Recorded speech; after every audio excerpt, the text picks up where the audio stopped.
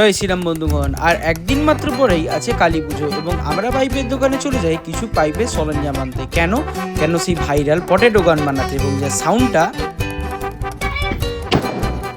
কিছুটা এইরকম ছিল। যাই হোক, তারপরে বানানোর পরে আমি সেটাকে ভালোভাবে রং করে দিই, যেটাকে দেখতে এরকম লাগছিল। এবং ঠিক বিকেলবেলা আমি কাকা এবং দাদা মিলে বাকি যেই লাইটগুলো ছিল সেইগুলোকে টাঙিয়ে দিই, কারণ রাত পোহালেই কালী পুজো শুরু হয়ে যাবে। তো আজকে ছিল কালী পুজো। কালী পুজোর শুভেচ্ছা আপনাদের সকলকে জানাই, এবং বম ফাটানোর অনুষ্ঠান শুভারম্ভ শুরু হলো আমার ভাইয়ের হাতে।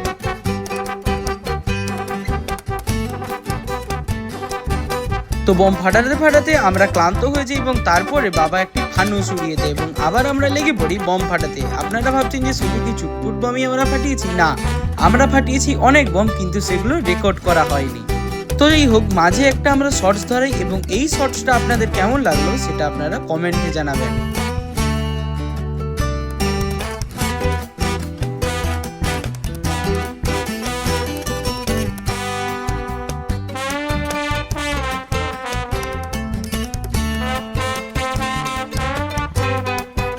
প্রতি বছরের মতো এবছরও আমাদের বাড়িতে কিন্তু বেশ জমজমাট করে কালী পুজো হয়, এবং সারা রাত ধরেই কিন্তু কালী মাকে পুজো করা হয়।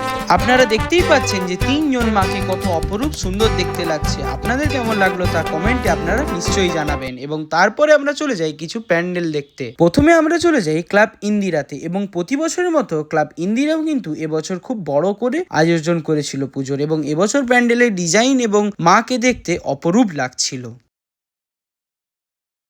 তো তারপরে আমরা চলে যাই ক্লাব এক্সোডাসে, এবং কার এন্ট্রেন্সটা যথেষ্ট পরিমাণে ভালো করেছিল, এবং পুজো মণ্ডপের পাশাপাশি এরা অনেক রেপুটেড ব্যান্ড এনেছিল। তো চলুন এবারে পুজো মণ্ডপের ভেতর ঢুকে দেখা যাক।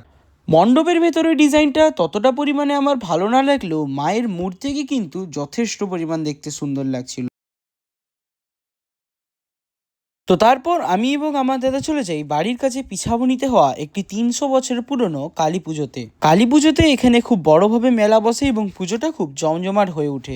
আমার বাড়ির খুব কাছে হওয়া সত্ত্বেও আমি প্রথমবারই পিছাবনির কালী পুজোতে এসেছিলাম, এবং ঠাকুরকে দেখে আমি স্তম্ভিত হয়ে যাই, কারণ ঠাকুরকে দেখতে এত অপরূপ লাগছিল যে আমি কিছু বলতে পারবো না। তো যাই হোক, এইভাবে আমাদের এই বছরের কালী পুজোটা খুব আনন্দে কেটে গেল। আপনাদের কেমন লাগলো? ভিডিওটি ভালো লাগলে লাইক, কমেন্ট, শেয়ার এবং চ্যানেলটিকে সাবস্ক্রাইব করবেন।